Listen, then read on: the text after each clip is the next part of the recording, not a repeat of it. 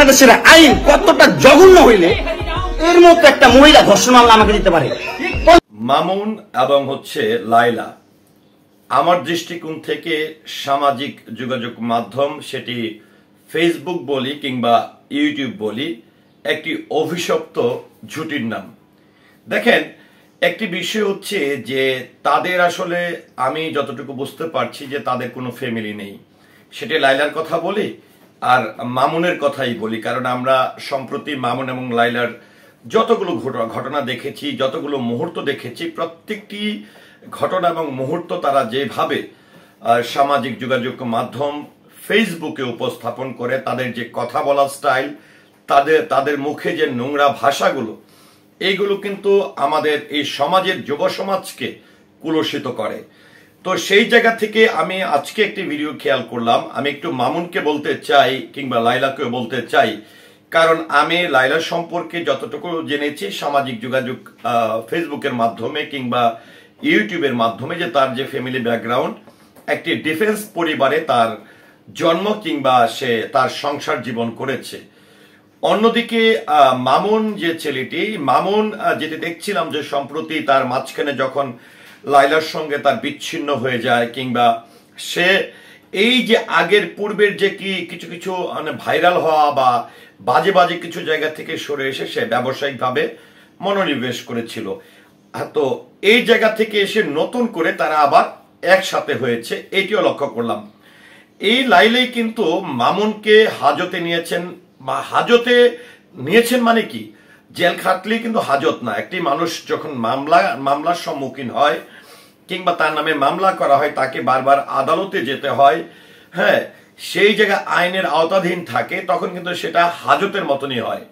তো সেই জায়গা থেকে এসে আমরা এর আগে দেখেছিলাম যে লাইলার মতন একটি মেয়ে, আমি জানি না যে তার ফ্যামিলি ব্যাকগ্রাউন্ড সম্পর্কে যে কথাগুলো বলা হয় এবং যেগুলো আসলে দেখলাম, আমি লাস্ট আজকের এই 9 মের যে ভিডিওটি আমি দেখলাম যে মামুনের সঙ্গে লাইলার ঝগড়া হচ্ছে এবং মামুন লাইলাকে যে ভাষাগুলো ব্যবহার করছে, এই ভাষাটি সে লাইভে এসে ব্যবহার করে তারা দুজনই ঝগড়া করছে। এবং এটি কিভাবে এসে তারা এইভাবে লাইভটি করলো এবং যে ভাষাগুলো ইউজ করলো, এই ভিডিওগুলো আমি যেটি লক্ষ্য করলাম যে সামাজিক যোগাযোগ মাধ্যমে অনেক কন্টেন্ট ক্রিয়েটররা বা অনেকেই আছেন এই ভিডিওগুলো আপনারা শেয়ার দিচ্ছেন। তো সবার জন্য আমি বলতে চাই, যারা এই যে নোংরা একটা পরিস্থিতি তৈরি করে, নোংরা ভাষা ব্যবহার করে, সমাজকে কুলুষিত করার জন্য মানুষের সামনে নিজেদেরকে নোংরা ভাবে উপস্থাপন করে, এই ভিডিওগুলো যখন আমরা শেয়ার করছি, আমাদেরও কিন্তু মান সম্মান যাচ্ছে। কারণ আপনি হয়তো বা কিছুটা যারা কন্টেন্ট ক্রিয়েটর, ব্যবসায়িকভাবে যারা কন্টেন্ট ক্রিয়েট করেন, তারা হয়তো ভাবছেন যে এই ভিডিওগুলো দিয়ে আমাদের আর্ন হচ্ছে, এই ভিডিওগুলো আমাদের ভাইরাল হচ্ছে।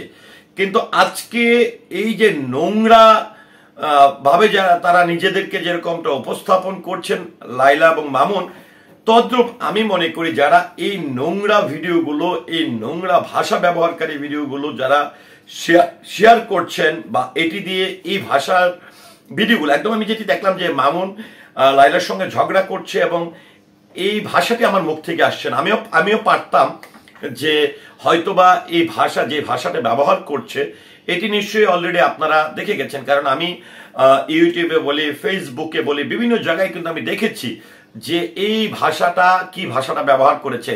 তো আমি যেহেতু দেখেছি, বা এখানে 7 লাখ, 8 লাখ, 10 লাখ, 1 মিলিয়ন, 2 মিলিয়ন করে ভিউ হয়েছে, সো এটি কিন্তু দেখেন সকলের কাছে পৌঁছে গেছে। কিন্তু আমার লজ্জা লাগছে যে এই ভাষা আসলে আমি ব্যবহার করে আমার এই ভিডিও শুরুতে এই মামুনের সঙ্গে তার যে ঝগড়া হচ্ছে, সেই ঝগড়াতে কি ভাষা ব্যবহার করছে, সেই ভাষার এই ভিডিওটি কিন্তু আমি ব্যবহার করতে পারতাম। কিন্তু আমার কাছে খারাপ লাগছে, কারণ তাহলে আমি নিজে পৌঁছে দিচ্ছি এই মানুষের কাছে এই তাদের এই নোংরামিটা।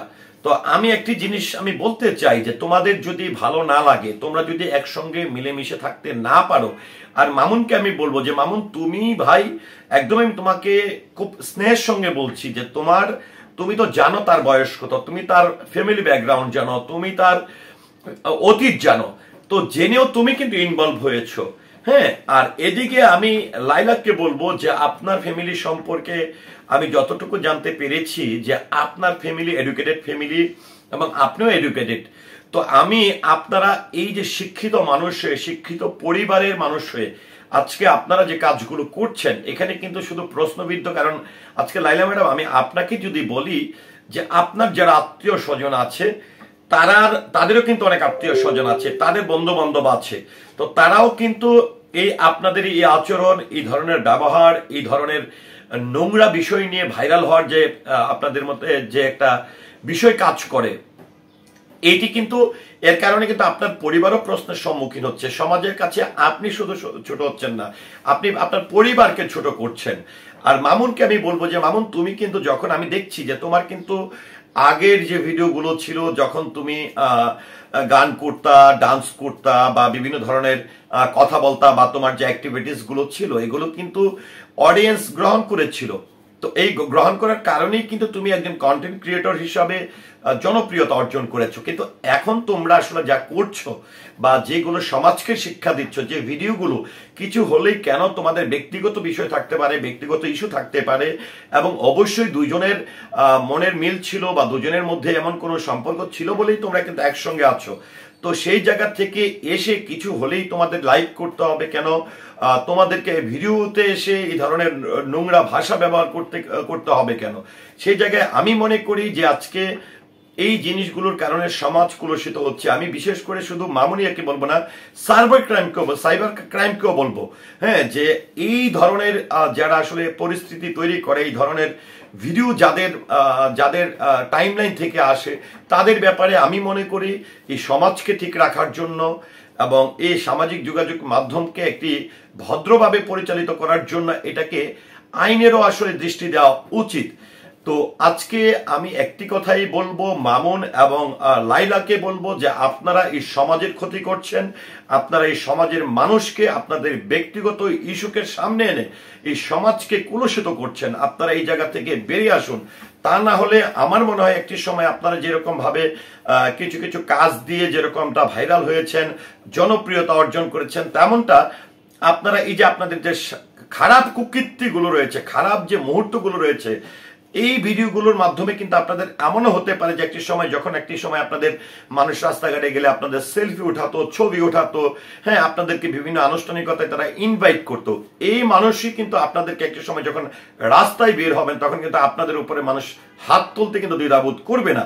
কারণ আমি নিজে ব্যক্তিগতভাবে আমার খারাপ লাগছে যে আপনারা কেন সামাজিক যোগাযোগ মাধ্যমে এসে এই ধরনের কাজ করছেন। আর বিশেষ করে তারা খারাপ কাজ করছে বা তারা এই ধরনের সমাজকে কুলুষিত করছে, কিন্তু আমি বিশেষ করে কন্টেন্ট ক্রিয়েটরদের উদ্দেশ্যে বলতে চাই, এরা তো খারাপ করছে, কিন্তু আমি কেন এই ভিডিওগুলো ভাইরাল করছি, কেন আপনার আমার টাইমলাইনে এই ভিডিওগুলো শোভা পাচ্ছে? সো আমাদেরকেও সংশোধন হতে হবে, আমাদেরকেও ভালোভাবে আমাদের ফেসবুক সামাজিক যোগাযোগ মাধ্যমকে ব্যবহার করতে হবে। তো যাই হোক, এই ছিল আসলে আমার ব্যক্তিগত ওপিনিয়ন। আমি লাইলা এবং মামুনকে আবারও রিকোয়েস্ট করব, তোমাদের ব্যক্তিগত বিষয় তোমাদের মধ্যে রাখো এবং এই সমাজে কুলসিত হওয়া এবং কারণ তোমাদের আত্মীয় স্বজন পরিবার পরিজনের কথাও তোমাদের চিন্তা করতে হবে। একদম মান সম্মান একদম তোমরা শেষ করে ফেলবা, হ্যাঁ, তোমাদের তো দুজনের মান সম্মান নেই, কিন্তু তোমাদেরও তো আত্মীয় স্বজন রক্তের মানুষ আছে, তারা তো বিভিন্ন জায়গায় প্রশ্নবিদ্ধ হয়। তো ধন্যবাদ সবাইকে, আসসালামু আলাইকুম।